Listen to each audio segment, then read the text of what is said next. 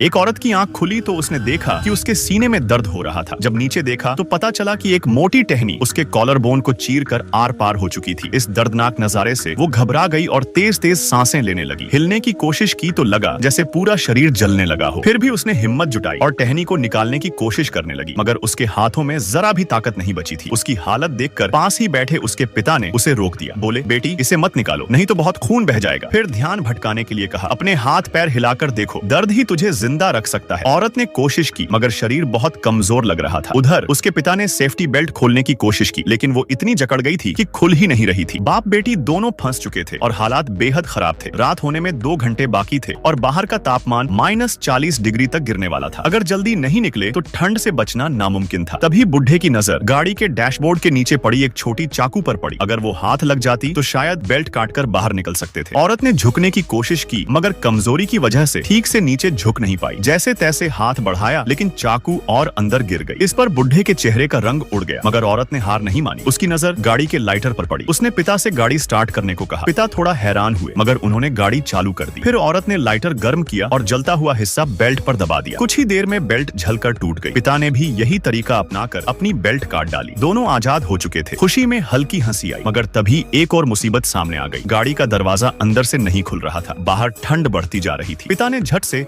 अपने हाथों में दस्ताने पहने और जोर से कांच पर मुक्का मारा। शीशा टूट गया मगर हाथ में हल्की चोट आ गई। वो जैसे ही बाहर निकले, सामने का नजारा देखकर उनके होश उड़ गए। गाड़ी के ठीक दूसरी तरफ गहरी खाई थी। अब सवाल था कि बेटी को सुरक्षित बाहर कैसे निकाला जाए। अगर जरा भी चूक हुई तो वो सीधे खाई में गिर जाएगी। पिता ने तुरंत फैसला किया कि उन्हें मदद लेने जाना होगा। उन्होंने गाड़ी में रखी एक वॉकी टॉकी बेटी को दी और कहा, मैं जल्दी ही वापस आऊंगा, बस 2 घंटे तक हिम्मत रखना। इसके बाद वो तेजी से सड़क की ओर बढ़ गए, मगर थोड़ी ही दूर जाने के बाद जोरदार बर्फबारी शुरू हो गई।